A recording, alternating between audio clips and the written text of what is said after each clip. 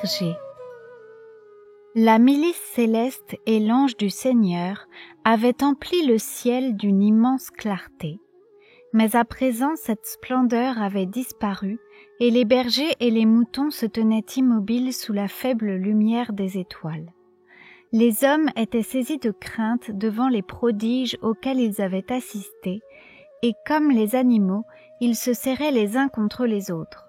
« Et maintenant, passons jusqu'à Bethléem, » dit le plus âgé des bergers, « et voyons de nos propres yeux cet événement qui est arrivé et que le Seigneur nous a fait connaître. » La ville de David s'étendait au-delà d'une haute colline, assez éloignée, au sommet de laquelle resplendissait une étoile. Les bergers se hâtaient pour partir, mais comme ils s'éloignaient, voici que l'un d'eux, nommé Amos, demeurait sur place. Il avait sa houlette plantée dans la terre du pré et s'y cramponnait. « Allons, viens !» s'écria le plus âgé des bergers. Mais Amos secoua la tête. Ils s'étonnèrent et l'un d'eux s'écria. « C'était un signe en vérité. L'ange nous est apparu. Tu as entendu la nouvelle. Il nous a annoncé qu'un sauveur nous est né. »« J'ai entendu, » dit Amos, « mais moi je reste ici. » Le plus âgé des bergers revint en arrière jusqu'au petit tertre où se tenait Amos. « Tu ne comprends donc pas ?» dit le vieil homme. « Nous avons reçu un signe de Dieu.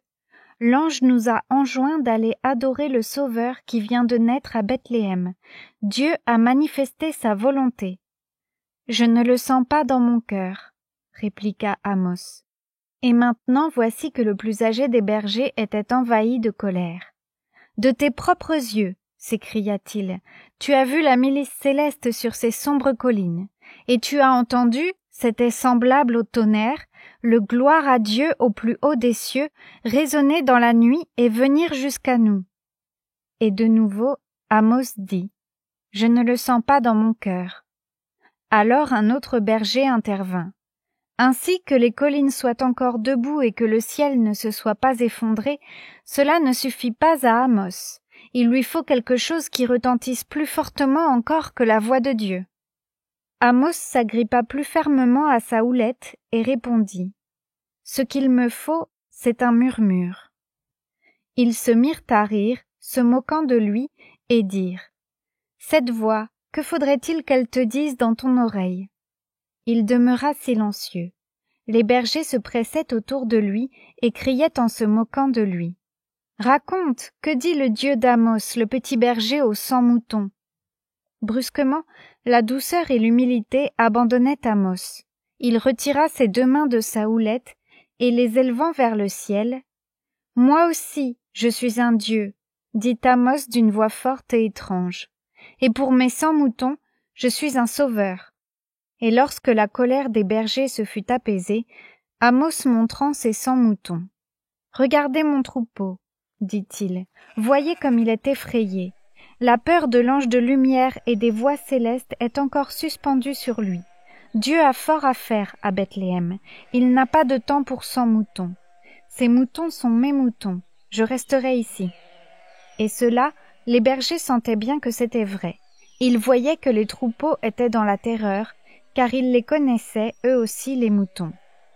Et avant de se mettre en marche pour Bethléem vers l'étoile très brillante, chacun d'eux parla à Amos et lui dit ce qu'il fallait faire pour les différents troupeaux. Et pourtant certains se retournèrent vers Amos pour le tenter, avant d'atteindre le creux sur la route qui mène à la ville de David. Il était donc écrit que nous verrions de nouvelles splendeurs au pied du trône de Dieu, et que toi, Amos, tu verrais des moutons. Mais Amos ne prêta pas attention à ce qu'il disait. Il pensait en lui-même, un berger de moins, cela ne changera rien au trône de Dieu. Du reste, il n'avait pas le temps d'être tourmenté par l'idée qu'il ne verrait pas l'enfant venu pour sauver le monde.